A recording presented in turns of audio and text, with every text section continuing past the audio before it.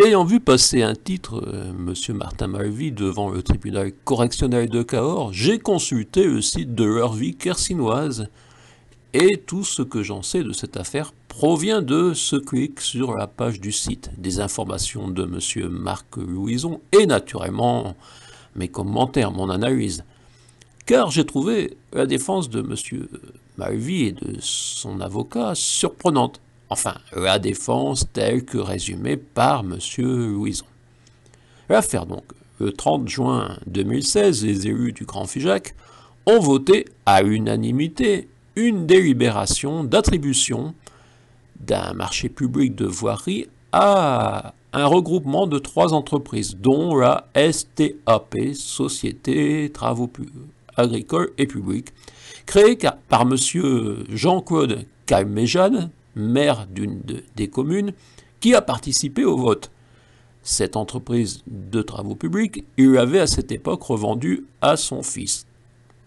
Ce n'est pas à moi de dire s'il existe une prise illégale d'intérêt par un élu public dans une affaire dont il assume l'administration ou la surveillance, mais naturellement au tribunal.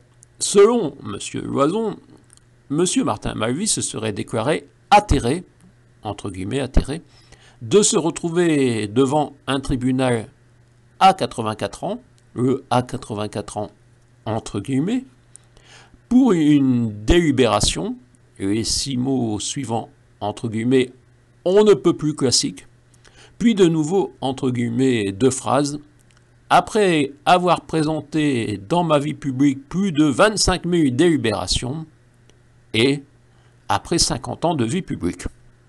Maître Simon Cohen, avocat de M. Martin Malvy, aurait évoqué un malaise, non de M. Malvy, mais de cette procédure, en ces termes. M. Malvy, 84 ans, un homme qui honore la République, on le fait comparaître à la suite d'une méprise sur les textes, sur la jurisprudence. Est-ce que M. Malvy méritait de comparaître pour ça, pour rien? Je suis sûr que vous préserverez l'honneur de M. Malvy. En quoi l'âge de M. Malvy et sa carrière doivent influer la justice dans ce dossier? Peut-on dire que la carrière de M. Malvy honore la République?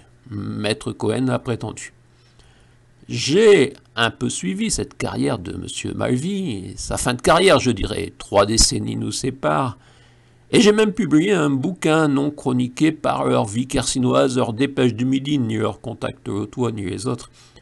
Quand Martin Malvy publie un livre, question de déontologie, c'est le titre. J'y analysais par exemple un éditeur subventionné par la région Midi-Pyrénées, chez lequel M. Malvy publia un de ses livres. Et je reprenais quelques citations du grand homme.